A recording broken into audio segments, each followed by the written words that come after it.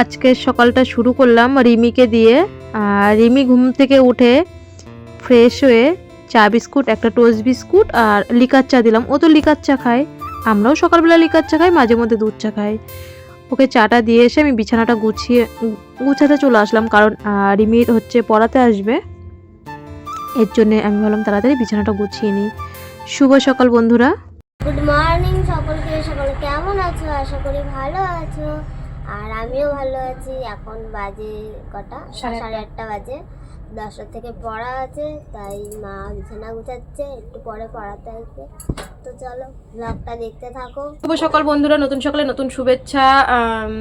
এখন বাজে 8:30। আমার রান্না হয়ে গেছে। রান্না বলতে কি, সিদ্ধ ভাত, আলু সিদ্ধ আর কাঁচা কলা বাটা, ওটা বাটবো পেঁয়াজ দিয়ে। এরা খায় কাঁচা কলা বাটা। এখন আমার বাবার বাড়িও খায়, আমারটা দেখা দেখি, মানে আগে কোনোদিন আমি খাইনি মেয়েবেলায়, তারপরে এখানে বিয়ে হওয়ার পরের থেকে এরা তো অনেক মানে প্রচুর পরিমাণে বাটা জিনিসটা খায়। তা কাঁচা কলা সিদ্ধ দিয়ে ওটা বাটবো, ভাতের মধ্যে সিদ্ধ দিয়ে দিয়েছি। আর আগে আমরা কাঁচা কলা খেতাম না, রিমির জন্য তোমরা জানো, থোর মোচা কাঁচা কলা কোনোদিন আমাদের বাড়িতে আনতো না। এখন আমরা খাই, আগে খেতাম হয়তো বছরে একবার, এখন যেমন এত ঘন ঘন খাই কাঁচকলা আলুর তরকারি, তারপরে মোচা। তোমরা দেখেছো এখানে বাড়ি এসে এখনো মোচা খাওয়া হয়নি, থোর খাওয়া হয়নি। সে ভেলুরে খাওয়া হয়েছিল সেঞ্জুরে, তখন তো মাছ মাংস পেতাম না, তখন ওইসবই খেতাম। এখন তো প্রত্যেকদিন মাছ হয় আমাদের বাড়িতে, রিমির জন্য জ্যান্ত মাছ। আর এর জন্য মোচা টোচাগুলো একটু এখনও আনা হয়নি আমাদের বাড়িতে। তা ওই কাঁচকলাটা এখন বাটবো, আর আলু সিদ্ধ ঘি। এই হচ্ছে সকালের খাবার। 8:30 বাজে। ওইদিকে গ্যাসে ভাত বসিয়ে দিয়েছি। রিমির যেহেতু সকালবেলা পড়া আছে, সকালবেলা পড়া থাকলে একটু চাপ থাকে। তা এখন ঘরটা সুন্দর করে গুছাবো, মাস্টারমশাই চলে আসবে পড়াতে। তা আশা করি ভালো লাগবে। আজকে একটা খুব ভালো তোমাদের ইম্পর্টেন্ট ভিডিও। অবশ্যই তোমরা এই ভিডিওটার জন্য অনেকদিন ধরে ওয়েট করছিলে, সেই ভিডিওটাই আজকে করব। রিমিও তাড়াতাড়ি বই নিয়ে বসে পড়লো, কারণ পড়াতে আসবে যেহেতু।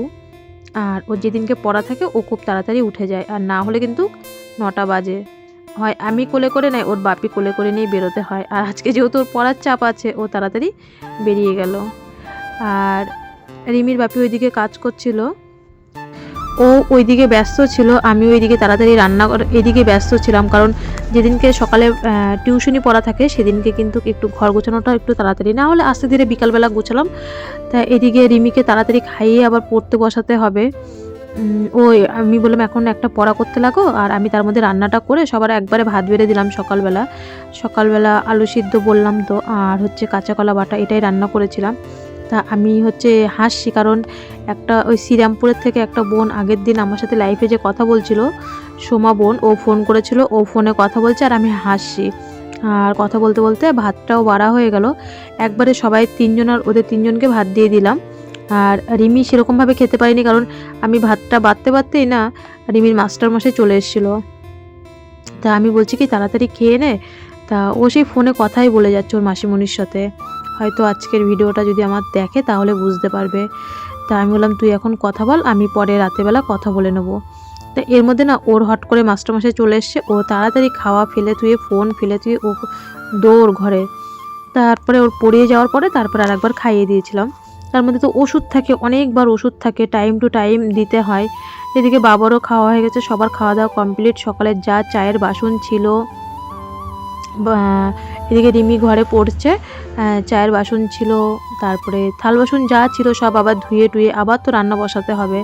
তাই এদিকে দোকানেও ডাকছিল লোক, বাবা আবার হচ্ছে বলছিল তুই একটু দোকানে বস। আমি আর সেই ভিডিওটা করা হয়নি। তা বলছিল যে তুই দোকানে বস, আমি একটু কিছু নিয়ে আসি রান্না করার জন্যে। তাই আমি ভাবছি কী রান্না করব। তা আমি তার মধ্যে ভেবেছিলাম আজকে ডাল আর বাঁধাকপি ঘন্ট করব। তা বাবা দেখি কি হট করে একটু মাংস নিয়ে এসছে, মানে বাঁধাকপিটা কাটার পরে। আমি ভাগ্যিস আজকে ডালটা বসাইনি, আজকে আর ডাল রান্না করিনি। তা বাঁধাকপি কাটতে কাটতে বাবা চলে এসেছিলো দোকানেও দেখছিলাম, আর এদিকে বাঁধাকপিটাও কাটছিলাম। তা তোমরা অনেকেই কমেন্ট করো যে দিদি ভাই তুমি শাড়ি পরে কী সুন্দর কাজ করো। দেখো শাড়ি পরাটা আমার বিয়ের থেকেই, আমাদের বাড়ির যত বউ আছে, আমাদের বাড়ির জ্যাঠা শ্বশুরের বাড়ি দিয়ে আমার শাশুড়ি মা বা আমার জেঠি শাশুড়ি বা জ্যাঠা শ্বশুর, এরা কেউই শাড়ি পরা মানে নাইটি পরা পছন্দ করতো না। আমরা আগে নাইটি পরতাম না, এখন আমরা মানে ইদানিং নাইটি পরি। যেটা সত্যি সেটাই বলছি, কারণ আমার শাশুড়ি মা একদমই পছন্দ করতো না নাইটি পরা। তাই শাশুড়ি মা থাকতে কোনো দিনই আমরা নাইটি পরিনি। এই ইদানিং নাইটি চুড়িদারগুলো পরি, না হলে এর জন্যই শাড়ি পরা অভ্যাসটা আমার রয়ে গেছে। বাবা মাংস নিয়ে এসে আর রিমি না যেই মাস্টারমশাই চলে গেল ওকে আবার 2 গাল ভাত খাইয়ে 2টো লেবু কেটে দিলাম। কিন্তু জানো শীতের লেবু এত টক, রিমি খেতে পারিনি, এমনকি ওই লেবু আমিও খেতে পারিনি। তা যেহেতু লেবুটা খেতে পারিনি আর কাজুটা শেষ হয়ে গেছে, রিমিকে কাজুটা দেওয়া হচ্ছে না। তা ওই যে মাংস এনেছিল বাবা অল্প একটু পাতলা করে ঝোল করেছিলাম, রিমিকে আগেই একটার মধ্যে খাইয়ে দিলাম। আর বাবা এখনও আসেনি, বাবার ভাতটা বেড়ে দিয়েছি, রিমির বাপিকে ভাত দিয়ে দিলাম। বাঁধাকপি ঘন্ট আর মাংস এই রান্না করেছি, আর কিছু করিনি। আর সকালের একটু কাঁচকলা বাটা ছিল, যেহেতু আমাদের ভাতটা গরম গরম করতে হয়, ওই বাটাটাও খেয়েছে সবাই দুপুরবেলা। তো এদিকে রিমির বাপি বসে গেছে আর বাবা দোকানে, বাড়ির দোকান বোঝোই তো, যখন তখন লোক আসে। তা বাবা বলছে তোরা বস আমি আসছি। তো বাবাকে না দিয়ে আমি আর বসতে পারছি না, আমি বলছি আমি পরে খাবো স্নান টান করে যখন হয়, আমার খিদেও পাইনি। তা বাবা ভাত খেয়ে নিল, আমি এবার ঘর উঠানগুলো ঝাড় দেবো, বাসনগুলো মাজবো, সব কাজগুলো সারবো, তারপরে স্নান করব। তাই এদিকে বাবা দেখলে না ক্যামেরার সামনে আসলে রিমি আর বাবা তো আগে রিলস করতো, এখন তো শর্ট ভিডিও করা হয় না সেরকমভাবে, তাই বাবা ক্যামেরার সামনে আসে, উনি একটু ভালোবাসে ভিডিও করতে। তা যেহেতু আসে আমিও বলি কি আচ্ছা ঠিক আছে তুমি ক্যামেরার সামনে আসো, আমি তোমাকে এমনিই ভিডিও করব, আমি এমনি আমার ব্লগ ভিডিও দেবো, শর্ট ভিডিও যেহেতু রিমি এখন করতে চায় না। তা এদিকে আমি বাবা চলে গেল, জামা কাপড়গুলো গরম গরম তুলে উঠানটা ঝাড় দেবো, বাসন মাজবো, তারপরে স্নান করব। এখন বেশি বাজে না, ওরা 2টোর মধ্যে খেয়ে গেছে, ওরা সব ঘরে, রিমিও ঘরে চলে গেছে ফোন নিয়ে, ওর বাপির ফোনটা নিয়ে। আর ওর বাপি একটু শুয়েছে। আর আমার এই উঠানটা ঝাড় দিয়েই বাসন কটা যা আছে মেজে তারপরে একবারে স্নান করে তারপরে ঘরে যাব। আর বন্ধুরা আজকে জানো কি হয়েছে, সেই আমি ঘরে 3টের সময় স্নান করে গেছি, সেই এখন বাজে প্রায় 7টা, সেই যে 3টের সময় কারেন্ট গেছে এখনও কারেন্ট আসেনি, রিমির বাপির ফোনটা জ্বালিয়ে এইভাবে রেখে দিয়েছি। আর তাই তোমাদের সেটাই একটু ক্যামেরা করলাম যে 3টের পরে আর রিমি ওইভাবেই শুয়ে আছে, কারণ কারেন্ট নেই আর আমার ঘরে সেরকম লাইটেরও ব্যবস্থা নেই, মোবাইল জ্বালিয়ে কতক্ষণ মানে চলা যায়। সন্ধ্যা বন্ধুরা, তোমরা দেখলে অন্ধকার ছিল, সেই দুপুরবেলা 3টে 3:30-এর দিকে কারেন্টটা গেছে। আমি একটু স্নান করে এসে ঘরে যেয়ে এসেছি, কারেন্ট চলে গেছে। ওইভাবেই বাইরে বাইরে বিকালবেলা বাইরে বাইরে ঘুরেছি। তো ঘরের ভিতরে অন্ধকার তো তোমরা জানো, এই পাশে জানলাটাও বন্ধ, ঘরে আলোই ঢোকে না, সবসময় ঘরে লাইট জ্বালানো থাকে, একটা লাইট অন্তত সবসময় জ্বালানো থাকে। তা রিমি ওইভাবেই শুয়ে রয়েছে, যেহেতু কারেন্ট নেই, পড়তেও বসতে পারছে না। এই এখন 7:30 বাজে, কারেন্ট আসলো, চাটা করে দিয়ে তাই আমি ভিডিওটা করতে আসলাম। সেই দুপুরের পরের থেকে উঠান টুটান ঝাড় দিয়ে যে স্নান করলাম, তারপরে আমি আর ভিডিওই করতে পারছি না ঘরে এসে।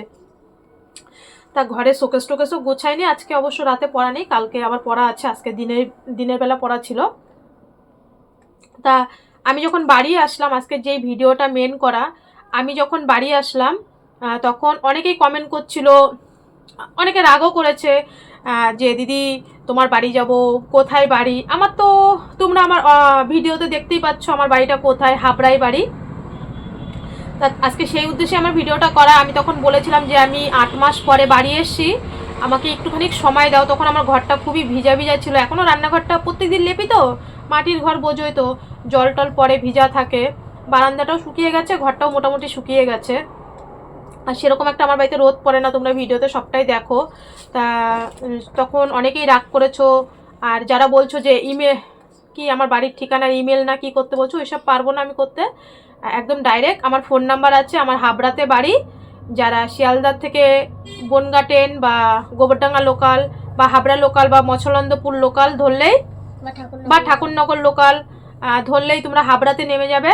হাবড়া বাস এই ইয়ের থেকে, স্টেশন থেকে অটো স্ট্যান্ডে আসবা, স্টাইল বাজারের ওখানে অটো থাকে, গাজীপুরের একটাই অটো একদম আমাদের বাড়ির সামনে নামিয়ে দেয়, গাজীপুরের অটো। আর যদি গাইঘাটার অটো ধরো তাহলে জলেশ্বর মোড়ে নামতে হবে, জলেশ্বর মোড়ের থেকে টোটো করে আসতে হয়। আর যদি গাজীপুরের অটো পেয়ে যাও, গাজীপুরের অটো সবসময় থাকে, এক অটোতেই আমাদের বাড়িতে, একদম রাস্তার সামনে, আমাদের বাড়িতে যে কেউ চিনবে। আর যদি এই দিক থেকে আসো নদিয়া ডিস্ট্রিক্টের থেকে, আমার বাবার বাড়ির যেই সাইডটা চাকদা রানাঘাট বা নগরকুড়া হরিঙ্গাটা, এই দিক দিয়ে আসলে নিমতলায় আসতে হবে, নিমতলার থেকে এক অটো গাইঘাটা যায়, আমাদের বাড়ির সামনে নেমে যাবা। নগরকুড়ার থেকে অটো, নগরকুড়ার থেকেও অটো আসে, নিমতলার থেকেও অটো আসে, একদম আমাদের বাড়ি আসা খুবই সহজ। আমি ভিডিওটা বেশি বড় করব না, কারণ আমার তোমাদের প্রত্যেককে হাত জোর করে বলছি, তোমরা রিমিকে এসে দেখে যাও। তোমরা লাস্টে আমার পাশে সবাই ছিলে, বিএমটির সময় সবাই রিমির আশীর্বাদ করেছো, যারা রিমিকে বিএমটির সময় অভিশাপও করেছো, কারণ সেই কমেন্ট আমার কাছে আছে, এমন কমেন্ট করেছো রিমিকে মানে ও থাকবে না, ও মরে যাবে, এরকম কমেন্ট আমার কাছে আছে। তাদেরকেও বলবো যারা অভিশাপ করেছো রিমির বিএমটির সময়, তারাও এসে রিমিকে দেখে যাবে। আর যারা সব সময় রিমিকে এত এত ভালো কমেন্ট করে, এত ভালোবাসা রিমিকে দেয়, রিমিকে এত ভালোবাসে, আর তোমাদেরও অবশ্যই এটা দেখা উচিত। একজন বিটা থ্যালাসেমিয়া মেজর, সে পুরোপুরিভাবে সেই রোগটার থেকে মুক্ত হওয়া, তোমাদেরও এই পেশেন্টটা দেখা উচিত। কারণ তোমাদের বাড়ির পাশেও এরকম ধরনের কোনো পেশেন্ট থাকলে তাদের ট্রিটমেন্টের জন্য, চিকিৎসার জন্য তোমরা সাহায্য করবে বা তাদেরকে বলবে থ্যালাসেমিয়া। এখন যেটা বিটা থ্যালাসেমিয়া সব থেকে ভয়ানক, যে এই রোগটা এখন হলে তোমরা ভয় পাবে না, ব্লাড দেবে, আর হচ্ছে তার ট্রিটমেন্ট আছে। তা যাই হোক, সবাইকে একটা কথাই বলবো, সেই সময় আমার বিএমটির সময় লাস্ট পজিশনে সবাই আমার পাশে ছিল, পুরো আমার ইউটিউব পরিবার, যারা কন্ট্রোভার্সিটি করে চ্যানেলগুলো, সবাই বেশিরভাগই আমার মানে পাশে ছিল। 2-1 জন আমার নেগেটিভে ভিডিও করেছে বা নেগেটিভ কমেন্ট করেছে, তাতে কোনো ব্যাপার নেই। তাও আমার মেয়ের মেন কথা হচ্ছে বেশিরভাগই গীতা আন্টি, দেবশ্রী মাসিমণি, তারপরে গিনির গোয়েন্দাগিরি, বংজয়শ্রী বোন, সুতপা বোন, আমাদের ঠাকুরনগরে। আমি মেন কথা বাড়ি এসে কাউকে এখনও মেসেজ করিনি, যে আমি কাউকে পার্সোনালভাবে বলিনি আমার মেয়েকে দেখতে আসো, শুধু আমার গিনির গোয়েন্দাগিরির সাথে ওর রিপোর্ট আসার পরে আমি তার সাথে মেসেজ করেছিলাম। তাছাড়া আমার কারোর সাথে পার্সোনাল কোনো মেসেজ হয়নি।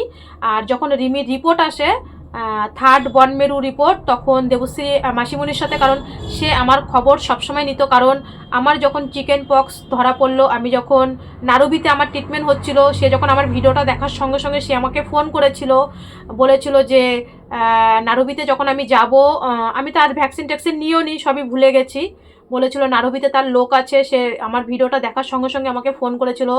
তারপরে গীতা মাসিমণিও ভিডিও করেছে, মানে ফোন করেছিল।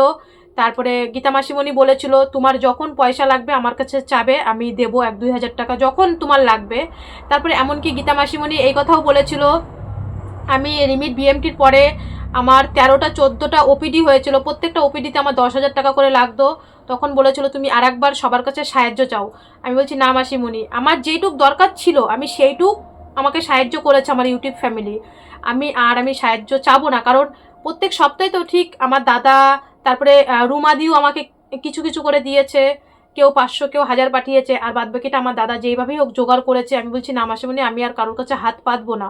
আমার যেইটুক মানে যেটা আমার মেন হসপিটালে পেমেন্ট করতে হবে, সেই পেমেন্টের টাকাটা আমার কাছে ছিল না। কিন্তু তোমরা জানো রিমির বিএমটির পরে 13টা-14টা ওপিডি হয়েছিল 3 মাসে, যে হ্যাঁ 2.5 মাস আমরা যে সেনজুত ছিলাম, প্রত্যেকটা একটা কাইমেরিজম টেস্ট করতেই 10,000 টাকা করে লেগেছিল।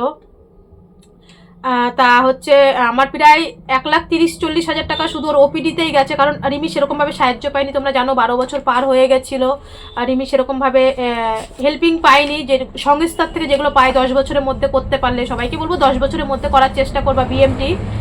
যাই হোক, হ্যাঁ ও ডিম্পি লাইফস্টাইল, তারপর অনেক কন্ট্রোভার্সিটি চ্যানেলগুলো, ওদেরকে আমি সারা জীবন কৃতজ্ঞ থাকবো ওদের কাছে।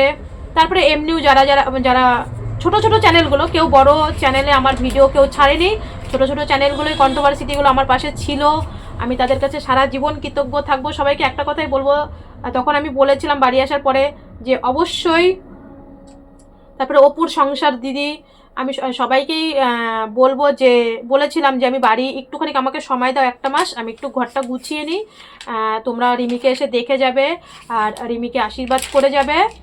তারপরে হচ্ছে কেউ কিচ্ছু রিমির জন্য আনবে না, কারণ তোমরা জানো আমরা রিমির বাইরের খাবার খাওয়াই না, আমরাও বাইরের খাবার খাই না। আর রিমিকে ভবিষ্যতেও যতক্ষণ পারবো বাইরের খাবার কোনোদিন ওকে দেবো না, এমনকি আমরাও খাবো না, আমরা সবটা ঘরেই বানিয়ে খাই, যেটাই আমাদের খেতে ইচ্ছা করে আমরা ঘরে বানিয়ে খাই। ওকে ডাক্তার বলেছে সব খাবে, কিন্তু ঘরের খাবার, ও বাইরের খাবার খেতে পারবে না। আর বাইরের খাবার না খাওয়াই ভালো, বিশেষ করে অসুস্থ বাচ্চাদের জন্য, থ্যালাসেমিয়া বাচ্চাদের জন্য বাইরের খাবার না দেওয়াটাই ভালো। আর তোমরা এসে ওকে আশীর্বাদ করে যাও। আর আসার আগে একটা কথাই বলবো, আমার ফোন নাম্বার রয়েছে, ফোন নাম্বারে ফোন করবে। কারণ একটা কথাই বলি, আমি বাড়ি আসার পরে আমার কাকার মেয়ের, আমার পিসি শাশুড়ির ছেলের সাথে, আমার দেওরের সাথে আমাদের বাজারে বিয়ে হয়েছে, আমি বলে দিচ্ছি কথাটা। তা আমার বোন, পিসি শাশুড়ি, আমার বোনের জাটা সবাই দেখতে এসেছিলো রিমিকে। আমি একটু বাজারে গেছিলাম, তা আমার শ্বশুর বাবা ওদেরকে ঘরেই ঢুকতে দেয়নি, মানে বলছে কি না না না না না ইনফেকশন হইব। হ্যাঁ, এটা সত্যি। আমাদের থেকে রিমির দাদু রিমিকে বেশি ভালোবাসে, আমাদের থেকে, মা বাবার থেকেও বেশি ভালোবাসে, কারণ সে চায় তার নাতনি সুস্থ থাকুক, ভালো থাকুক। সে চায় সবসময় এইটাই, সব দাদু ঠাম্মা দিদা দাদু এটাই চায় যে আমার মেয়ের থেকে বা আমার ছেলে বৌমার থেকে আগে আমাদের নাতি আমাদের কাছে। বলে না, আসলে চেয়ে সুদের দাম বেশি। তা তোমরা যেই আসবে শুধু আমার কাছে একটা ফোন করবে। বাইসেস আমি যদি কোনো জায়গায় যাই, আমার শ্বশুর বাবা কিন্তু বাড়িতে ঢুকতে দেয় না কাউকে, রিমির ঘরে। এমনকি রিমির বাপি যদি বাজার থেকে আসে, ও ওই পাশ দিয়ে ঘুরে আসে, ওই জামা প্যান্ট পরে এই দিক দিয়ে আসে না। আমি তো বাজারে টাজারে যাই না, আর যদিও যাই কাপড়টা বাইরে রেখে হাত পা ধুয়ে তারপরে ঘরে আসি নাইটি পরে। তা তোমরা আসার আগে শুধু আমাকে একটা ফোন করবে। আর আমার যেরকম সামর্থ্য তোমাদেরকে অবশ্যই, মানে মাংস ভাত না দিতে পারি, মাছ ভাত না দিতে পারি, আমার দোকানের ডাল, আলু সিদ্ধ আর ডিমের তরকারি এটা আমি দিতে পারবো। চা বিস্কুট, আমার দোকানের চা বিস্কুট আছে, এটাই তোমরা খেয়ে যাবে। আর রিমিকে সবাই দেখে যাও, তোমাদের সবাইকে বলছি একবার আমার বাড়ি এসে ঘুরে যাও, রিমিকে তোমরা দুহাত ভরে আশীর্বাদ করে যাও। সামনের জীবনে, রিমির আগানোর জীবনে তোমাদের আশীর্বাদের খুব দরকার।